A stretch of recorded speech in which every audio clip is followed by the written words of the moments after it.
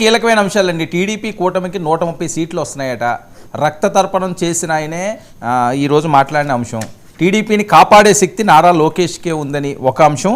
ఆయన ప్రమాణం అమరావతిలో చేస్తారు, ప్రమాణ స్వీకారం. ఆ స్వీకారం చేసిన రోజునే పార్టీ పగ్గాలు, టీడీపీని పార్టీ బాధ్యతలన్నీ కూడా లోకేష్కి అప్పచెప్పాలట.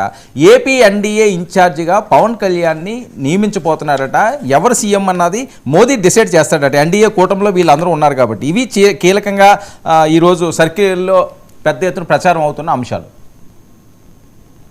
వర్మ గారు ఇప్పుడు ఆయన రక్తర్పణం చేసిన బుద్ధాయం కన్నా 130 చెప్పాడు. మన డిబేట్ లో ఉన్నటువంటి జోత్స్న గారేమో 140 చెప్పారు.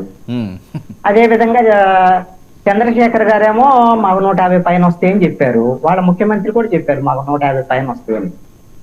సార్ వీళ్ళు ఏ పార్టీకి సంబంధించినటువంటి వాళ్ళు ఆ పార్టీకి సంబంధించి 175కి 180 సీట్లు వస్తాయని చెప్పినా మనమేం కాదంటానికి లేదు. వాళ్ళ ఇష్టం కదా, వాళ్ళ స్వతంత్రం ఉంది, వాళ్ళ ఇష్టం వచ్చినట్టుగా చెప్పుకోవచ్చు. రేపొద్దున ఎలాగో 4వ తారీఖు వచ్చినటువంటి ఫలితాలను బట్టి చూడటమే. దానికి ఇన్ని రావు అని మనం ఎందుకు అనాలి? ఎవరిష్టం వాళ్ళది చెప్పుకొని. రెండో అంశం ఏంటంటే నారా లోకేష్ కు బాధ్యతలు చెప్పాలి ఇవన్నీ అనేటువంటి అంశాల మీద జోత్స్న గారు ఏం చెప్తున్నారు? మాకు ఒక పోలిట్ బ్యూరో ఉంటుంది, మాకు వ్యవస్థ ఉంటుంది అన్న. అన్ని పార్టీలకు వ్యవస్థలు ఉంటాయి, సరే కొద్దిగా అటు ఇటుగా ఉంటాయి. వీళ్ళకింత పోలిట్ బ్యూరోను ఇవన్నీ వ్యవస్థలు ఉన్నప్పుడు నేనేమంటాను అంటే బుద్ధా వెంకన్న స్టేట్మెంట్ కూడా కరెక్ట్ అని కూడా చెప్పారు. కాబట్టి జోత్స్న గారు వాళ్ళు అసలు వాళ్ళ పార్టీ వాళ్ళ ఇష్టం, వాళ్ళు ఎవరినైనా పెట్టుకోవచ్చు. రీజనల్ పార్టీస్ లో మనం ఎవరిని అంటానికి కూడా లేదు. కానీ నేను ఒకటి అడుగుతాను, ఈ పోలిట్ బ్యూరోలను కీలకమైనటువంటి రాజకీయ నిర్ణయాల్లో కమిటీలు ఏదైతే ఉన్నాయో వాటిల్లో కీలకమైనటువంటి నేతలుగా ఉన్నటువంటి సీనియర్లుగా ఉన్నటువంటి వర్ల రామయ్య కానివ్వండి, అదే విధంగా నక్కా ఆనంద బాబు కానివ్వండి, యనమల రామకృష్ణుడు కానివ్వండి, వీళ్ళకేమైనా పార్టీ పగ్గాలు ఏమైనా అప్పచెప్పేటువంటి దానికి అవకాశం ఉంటుందా?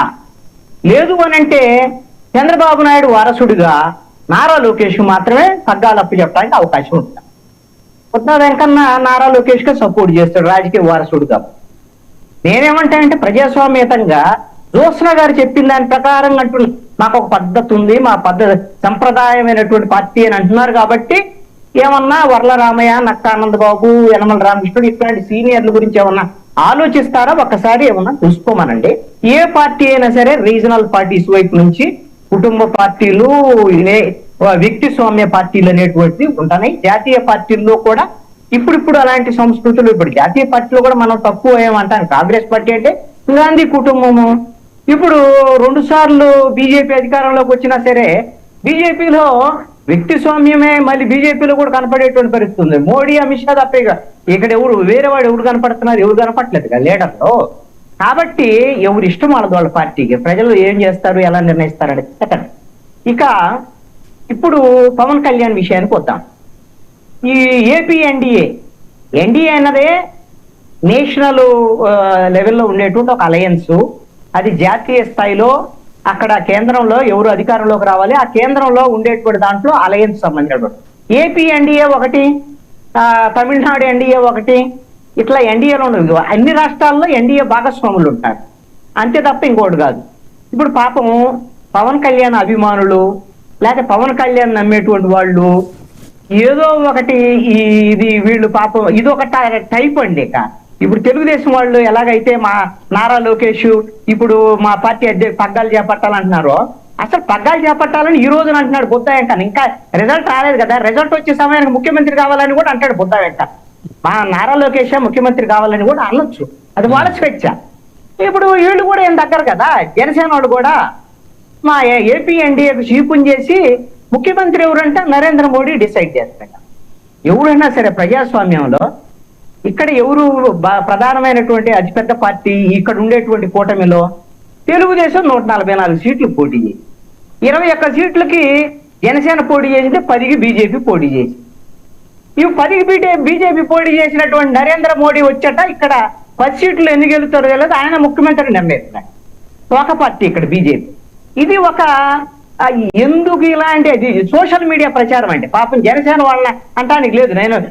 మీరు బొలిశెట్టి శ్రీనివాస్ గారిని అడిగారు, కానీ బొలిశెట్టి శ్రీనివాస్ గారు అయితే అలా చెబుతున్నాడు నేను అనుకోను. ఆయన చెప్పడం ఆయనకు ఒక ఆ రాజకీయ నాయకుడు మొన్న ఎన్నికల్లో కూడా పోటీ చేశారు కాబట్టి ఒక అవగాహన ఉన్నాడు, ఏది పడితే అది మాట్లాడు.